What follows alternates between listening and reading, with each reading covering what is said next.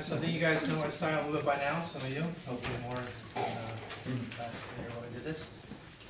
Alright, so you're looking at Avodah Zarah 64b. Alright? And I'm going to be talking a little bit about Ger Toshav today.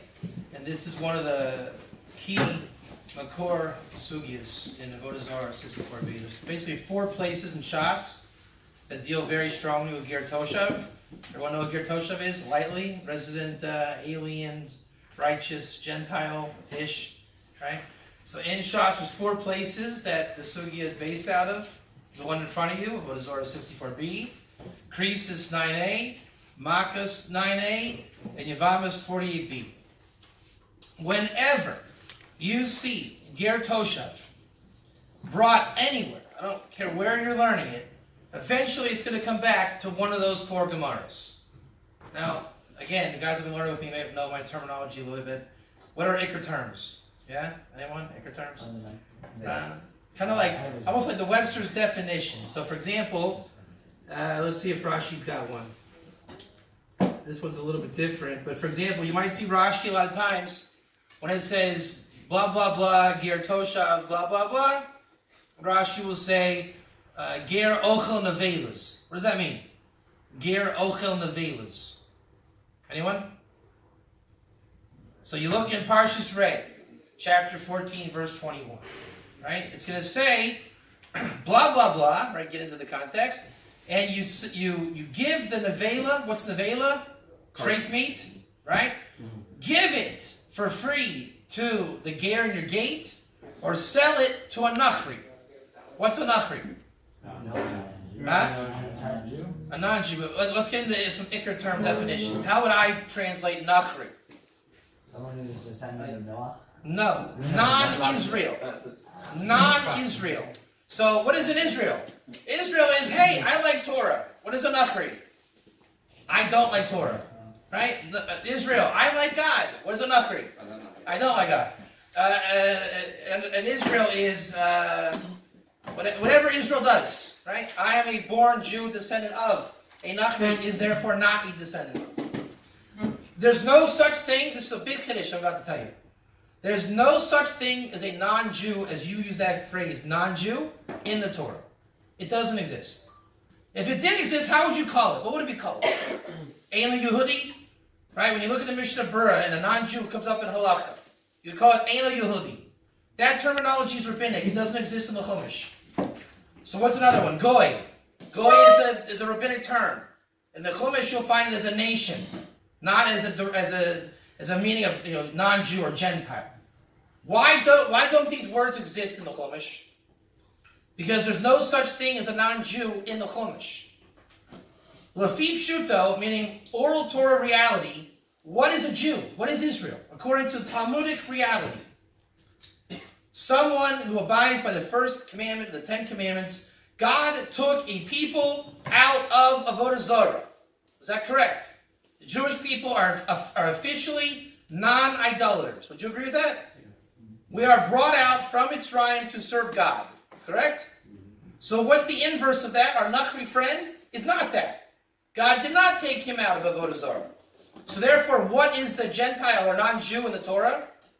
An idolater. So there is Klal Yisrael, which is a totally separate category of human being. Right? God made a nation, brought them out, and made them holy, sanctified them with mitzvahs. What is the opposite? An idolater. How do you call that in the Chumash? Nachri. So what do you call a Jew in the Chumash? Who are you guys in the Chumash? Israel. Huh? Bnei Israel. Hebrew. Huh? Hebrew. I don't know if it appears. Does that appear? Maybe once or twice, not common at least. Bnei Israel is the Jewish people. So when Moshe Rabbeinu will say, go tell the people, blah, blah, blah, he's talking to Bnei Israel, Jews. Now again, I'm well aware that we don't always go by the Chumash. There's Talmudic reality. But we're asking the question, but remember the question was Rashi's Iker terms. Don't forget the question. So we have Bnei Israel, the Jewish people. Then you have the Nachri, the non-Israel, and the Nachri is an idolater. Can the idolater, the Nachri, get out of his condition of Avodah Zarah? Or is he destined to forever be an idolater? What do you think? Get out. He can get out? How does he get out of that? Okay, so he can convert and become B'nai Yisrael, Ezrachi, or he can do 7 mitzvahs B'nai Noach. Right? So what would Rashi call that? What's the ikar of that? How would we define this guy? One of the definitions, again, when Rashi explains who is who and what is what, he's going to explain from the Talmud. That's where you get the Talmud brought into the Chumash. Meaning, when you read your Chumash, you're going to learn Rashi in the Chumash, correct? And what does Rashi do when he explains the Chumash? Is he writing from his own sources? Is he writing, hey, let me think about what I think a Nachri is, right? You know this lesson. Copy paste. So if I see Rashi explain Ger, Ocha Nevelas, did Rashi write that? No, he brought it from the Gemara. That's why it's called the Fi Pshuto. There's the Pshat from the Oral Torah, Torah Sheba'al Peh, brought into the Chumash, the Fi, Rashi's commentary. But remember, the Chumash isn't going to say that. It's going to say other things. A non-Jew, or better yet, an idolater, who comes out of idolatry, the Chumash will call it the Ger in your gate. Ger Asher Sharecha. Right? And then you're going to say, what is the Ger in your gate? Doesn't even sound Jewish, does it? This is the Ger in your gate. So Rashi will say, Ger Oichel Nevelas. Now it's starting to sound a little bit more Jewish, as in Talmudic. And you'll see that Rashi will say that. And let's just, off the top of our heads, say, and Rashi will quote Avodah Zorah 64b, or whatever it is. One of the ways that you get out of idolatry if you're a non-Jew, or in this case, an idolater getting out of idolatry, is he takes on himself to eat nevelas. Where do you get that from? Look at your papers. Right, go down to where it says, like right in the middle, you'll see the circle, and then the dalet, and then the word ezu, the beginning line. Alex, you got it? Oh, there, got it, yeah. Go ahead and read me the brisa slowly, and you'll see where, everyone follow along with Alex, and we'll hear what we're doing. This is like one of the main sources of Ger Toshav. Go ahead. Ezu Ger Toshav. Everyone look inside. So this is the Ger Toshav. Kol shekiver alav kivnei gimel chaverim. Bifnei gimel chaverim. Shelo la'avod avodat kochavim. Divrei Rebbe Meir. So a Ger Toshav, who in this context, the Ger Toshav, he is fundamentally not a Nachri. Right? The Nachri would do Avodah Zarah. A non-Jew, we're using the term non-Jew for sake of communication, is someone who goes out of idolatry before 3 Talmidei Chachamim, and he says, I reject Avodah Zarah. Right? So I was a Nachri, and now I am at least here, a Ger Toshav. In the Chumash, I would be the Ger in the gate, and a Jew would have a mitzvah deraisa to give me for free dead meat, non-kosher meat. It's the basis of to give sustenance to a righteous non-Jew. Right? Why the Torah chose to do it through meat, I don't know. I mean, we could speculate, whatever. There are reasons, but for the sake of whatever, you have a mitzvah to give for free the meat and sell it, or sell it to a nachri. Why can't I give the nachri my meat? Any ideas? Does it really matter? Can I just give it to my friends, the ger in your gate? And can I give it to a nachri? Because then they might use it for idol worship.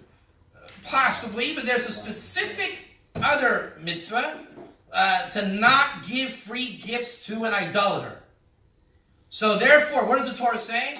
You can sell it to the nachri, but if it's not an idolater, not only can you give it to him, but you're dafka giving it to him. You're saying, I am giving you this free gift.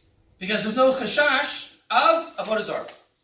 So someone who rejects Avodah Zarah, you repay them or thank them by giving them nevela. It's like a big chesed to give the righteous Gentiles, so to speak. The nachri doesn't get our grace. Right? One of the definitions of to not give the gifts and to not give them anything is don't be gracious to them. Why should you be? They're idolaters. So the Torah doesn't look kindly on the nachri.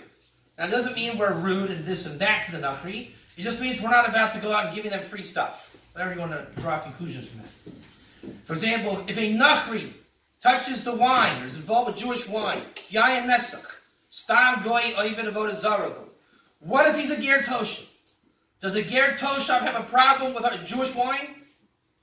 No. The gezerah by the Rabbanim on wine only exists for an idolater. So Stam Goy Ovid Avodah Zarahu, a regular Goy is an idolater, someone who removes himself from idolatry, Avodah Zara, Ger Toshav, even Yishmoilim in this case fit the din of a proper non-idolater. Why? Because Islam is not considered an idolatrous religion. They're considered a heretical Noahide, and the Gezerah doesn't exist on them. It's very bediyevid. It's not like we're going to go out looking for Muslims. But yet, in this country, who knows what the Heter Mechira is? Anyone? Shemitah year? So for the Shemitah year, you don't work the land. Long story short, how do you make the produce kosher? They would sell the land of Israel to a Ger Toshav, which would be a Muslim. Lowest common denominator, right? Because he's not an idolater. Thank God, the last Shemitah they used a Ger Toshav, a Ben Noach, for the first time. And actually, Rav Lau of Modin is the one who brought it through. Him and Rav Ori Sharkey, they made a Ben Noach, a Ger Toshav, and for the first time they didn't use a Muslim. Rav Kook's based in this. It's not. And this is why a lot of Haredim don't hold by the Heter Mechira, because they're using a Muslim to do it. So it's not exactly like the most lechachila thing in the world to do. But it works on the Beni Yevid level. Because their religion says they're not idolaters. So the lowest level, Ger Toshav, it's not a Noahide. He's not a righteous non-Jew. It's a technicality because his religion officially doesn't serve idols. Okay? So again, you got to go back around.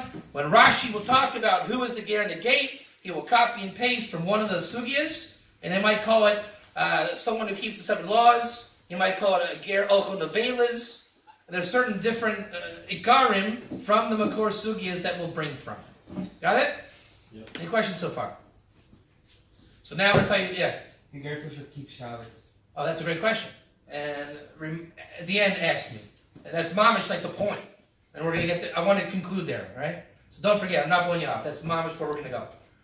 So here we go. I'm going to tell a story. Just want your story? Sure. So I was going to tell you the Gemara and go through and bore you. And by the way, these are two Bnei Noach here. Jake is also one. And we're going to do Q&A after I'm done putting you through this year. And you can do a Q&A with these guys and ask them questions. Does that interest you? Yeah. Okay. So I'm going to tell you a story of what happened today. Again, this is not planned. I had no idea this was going to happen. I had a whole share in mind, so lucky you. All right, so we have been touring around the last week or so. Me and these guys. And, there's a whole group here from America. This is Russell Kirk. He's from Waco, Texas. This is Ger Toshav from Cape Town, Australia, South Africa. And Jake from Kansas. Jake Fry from Kansas. And there's more people around. They didn't come here today.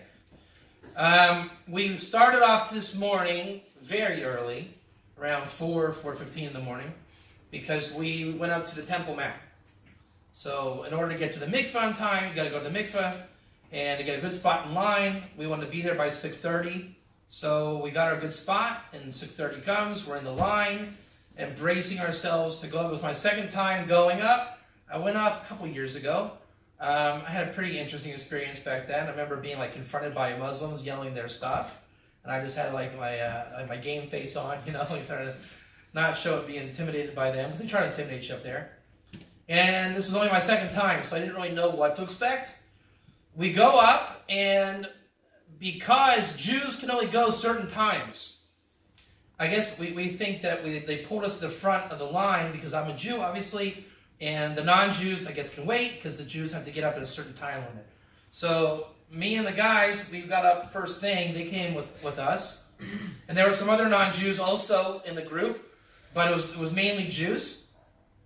And there actually were no Muslims trying to intimidate or anything. It was pretty calm and quiet. Kind of made it a little bit boring, in my opinion, for the start of the trip. So we go up and we start, I don't know if you guys, anyone ever been to Temple Mount before? No? So just on a side note, when my Ger Toshav work raises a lot of questions, if there's actually a Ger Toshav today. That's the question people ask. And the sefer I've written on this, just so you know, it's called Laws of Ger Toshav, which deals with all the halakhic questions. And it comes with a skama from Rav Moshe Soloveitchik, because one of the main ingredients of the sefer is I translated part of the sefer from Rav Aaron Soloveitchik, Moshe's father. You know Aaron Soloveitchik, brother of Yosef, the Rav. So Rav Moshe gave me a skama. We worked on the translation together. And when I saw him on my last trip to Chicago, I asked him about long story short, the idea of the Temple Mount came up. And he said that we don't go to the Temple Mount. A lot of people don't. Because the Jewish people largely have accepted on themselves not to go up. It's one of those things, like, why don't we proselytize? Technically, you could argue it's not us sort of proselytize. It's like a Jewish thing. You don't have to ask, do we or don't we proselytize? We just don't. I mean, you can find a smachta for this, but are you committing an avera when you tell a non-Jew, hey, come convert? I don't know if I call it avera, but we don't proselytize. What's proselytizing? Making converts. Go making someone convert to Judaism. Without doing the traditional push them away, right? So there's a lot of things that in the Jewish religion we do that are not necessarily a mitzvah or an avera. There's certain things we've accepted as a people. Obviously, one of the famous ones is having multiple wives, to comes from Rabbeinu Gershom, right? So, and they're usually in very good taste, so it's not a reason to question it. But the Temple Mount is a very hot topic, as everyone knows. Rav Lau, as the chief rabbi position, has a stance against going up. And there are those that challenge that stance, and it's actually a very interesting controversy, I think, today. It's not about necessarily where you can go and can't go. It's one of the things that if they just open a blanket hector, right, everybody go up, then you will have people going into the Holy of Holies. That you cannot have happen. That for sure cannot happen. So there are groups that go up, there are rabbis that go up, and some rabbis are divided whether you go up or not. But the ones that say not to go up, it's because we accepted not to go up. And again, there are those that challenge that, right? But Ger Toshav is not one of those things that we have accepted just not to do. But there are those today that want the Ger Toshav to be one of those things that we don't do. Right? Once upon a time, kidneys was mutter, right? And then became a problem. So we accepted the Ashkenazim not to eat kidneys. So we accepted it. And then those that are trying to say today, we know, the bags that they come in. So there's a lot of controversies in Klal Yisrael. Lamaisa, I'm of the opinion that, I don't know if you should go up, but I went up. I mean, I don't know if I want to make it into a whole ideological thing. I personally go up. That's what I do. I'm not against those that don't go up. But anyway, so my second time going up. So we're up on top, and we start going around. And again, nothing so major going on. And we get to a place where you can kind of sit on a wall of rocks, talking like a stone wall. We sit down, and one guy in the group was kind of bugging me out. He was a little bit interesting kind of guy, Rough Rider. He was on his phone the whole time, and a little bit uncleanliness. It was a bit rough with him, and he kept running into everybody. So I was a little bit frustrated. Trying to ask for a little bit of Yiras Shamayim up there, So we get to a spot, and we're resting, and one Israeli comes up to me. He's like, you gotta move. I'm like, why? He says, well, they'll throw rocks from over there. I'm like, I don't think anyone's throwing rocks at me. So now I gotta move, just a little bit, disoriented. So I would say the group was mixed. There was some secular, there was some Mizrahi types. Mainly, there was about 3 or 4 Haredim, and one guy who was not a real Rebbe. Those older Haredi guys that look like a little group of Talmidim, they act like a Rebbe's. Now, there's a reason why I'm saying like this. It's going to play into the story. So the guy takes it upon himself to come out in front of the group, and he is going to tell us all about what's going on in Hebrew. And these guys say, "What you saying? What you saying?" And I'm like, "He's really not saying anything. It's kind of frustrating." He's like, "This is a very special spot." Yeah, we know it's a Temple Mount. This is where Hashem is. We know it's the Temple Mount, and it was just boring. And I don't know, it just rubbed me the wrong way. I thought, can't we have a profound moment on the Temple Mount? I mean, you can't daven. They confiscate your siddur, and you can't take anything up. Which I thought was kind of funny, because I had the entire Tanakh, a whole base midrash on my phone and an app. So if I really wanted to, I could have learned Torah Kol up there, theoretically. They don't check that. But again, I'm just thinking, it would be nice to have nice Divrei Torah up there. I don't even know if it's allowed. Because they're saying, if you do anything Torah, we're kicking you out and arresting you. So I'm already thinking okay, nothing. And then if we're going to do something, at least make it something. Anyway, so that was frustrating. We move on. And I'm telling the guys, this guy just keeps giving really watered down stuff. And it just bothered me. And this should not have been the story, okay? This should have been never told ever again. It would have been in my head, and that was the end of it. So then I think I told Jake, I said, okay, I can't take it. I just gotta do it. So I was like, I'm moving back into the middle of the group, and I knew the guy was behind me, the Rebbe type guy. And I looked at him, I said, what do you think? Or I said in Hebrew, right? So it loses a little bit in the translation. I said, what do you think? Do you think the Arabs are Ger Toshav? Remember where we're at? We're the Temple Mount, governed by Yishmaeli. So I said, Atachu Shev Yishmaeli and Ger Toshav? Do you think that the Ishmaelites are Ger Toshav? Now, why did I say that? I wanted to give him a little zets. And the funny thing is, it's such a chiddush that the lowest common denominator, Ger Toshav, is a Muslim. Right? So I know that. But most people don't know that. Nobody wants to hear that. But he was bothering me, and I thought, write him up. So I said, no. And I said, yes. Shita Beni Yeved, and I'm giving them the whole spiel. Now everyone converges, and we have video of this. It's going to be up on Facebook. so they say you can take pictures of video. They encourage it. Okay, so we did. So everyone starts saying, what are you talking about? What are you talking about? I said, yes. Ger Toshav, Yishmaelim, and Ger Toshav, Achidar Lamata. Yeah, Ken, the Beni Yeved, Nachon, Avad, Mana so Beheter Machira. Beheter Machira, Ben is Yishmaelim, Haim Hachidar Lamata, Hecham Beni Yeved. Right? So they're like, no, but they're not righteous. They're not righteous. I said, no, I know. They're not righteous. So then we were walking around, and they're like half interested. They're wanting to get out of the discussion. I pulled them in, and then they started saying, more about, they wanted to fight. And then I said, one of the little Mizrahi guys says, what about the Yovel? There's always got to be one guy. Says, what about the Yovel? There's Sveidinim, there's Ger Toshav, it's all on Hebrew. There's Ger Toshav Kashur to Yovel. Right? There's some say those that say there's no Ger Toshav today because there's no Jubilee today. So there's a very simple answer to that. There's two kinds of Ger Toshav from that perspective. Those connected to the land of Israel and those not connected to the land of Israel. Totally separate Ger Toshav. And you'll say, then why does the Talmud use one word, Ger Toshav, for two separate things? Because that's what the Talmud does. Right? Why is there Rava and Rava? Why is there Rambam and Ramban? Like, why is there one word that can be essence of brisk? Zwei dinim. One word, two dinim. That's how God did it. So, it is very confusing. When you see Ger Toshav, and it may be this, might be that, might be this. So then the guy said, I said to him, okay, so you're saying there's no Ger Toshav today. What about Nevela? And he says, we give it to dogs. Then the Kilavim. Okay? Yeah? So we're not going to do a mitzvah deraisa by giving the nevela for free to the Ger Toshav, which is shayach also outside the land of Israel and also for today. So once I went there, got it. Right? That's one of our favorite psukim because it's a mitzvah. It's written about in the Gemara. It's in the Shulchan Aruch.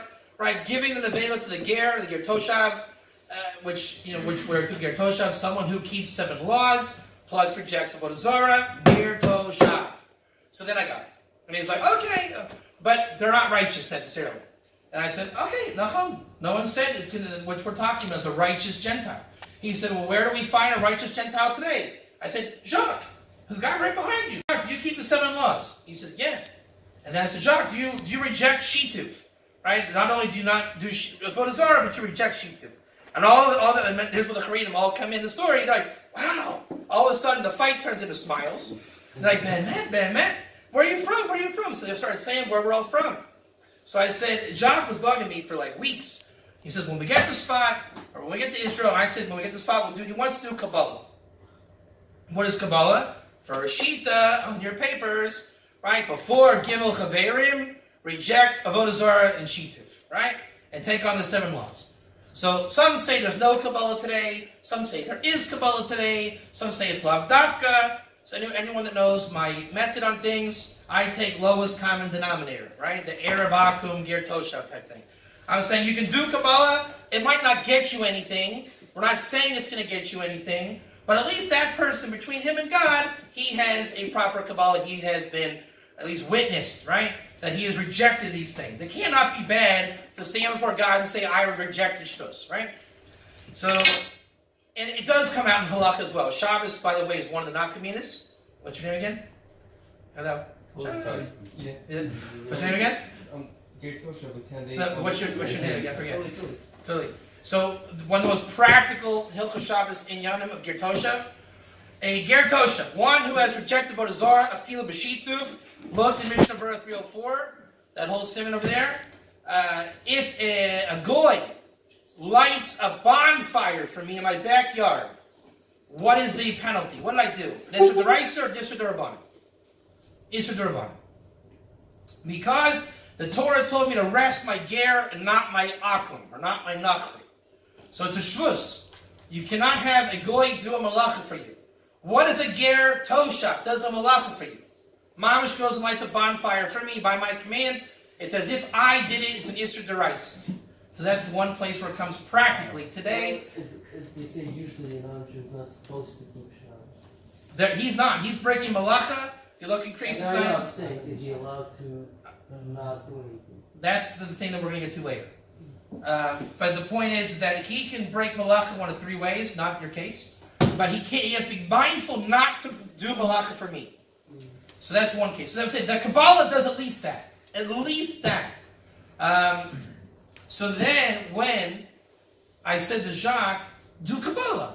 I said to the three, the Rebbe and the two Talmidim, I said, you guys want to be at Beit Din? They said, yeah. So Jacques stands there, does Kabbalah, and he does the whole thing. They say, Makabel, Makabel, Makabel.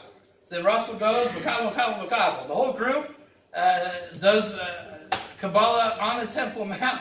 So the whole day, which started with a little bit of boredom, and then a little bit of agitation, and then a little machlekes, ended on the hard bias with like 4 or 5, how many was it? 1, 2, 3, 5 non-Jews getting and doing Kabbalah on hard bias by a base din of not including me. So you can't say it's like I wedged myself in there. All right. And why do I mention like the idea of the Haredim? Because you can see it was 3 kosher Jews that took upon themselves to do a Kabbalah on hard bias. So it actually happened.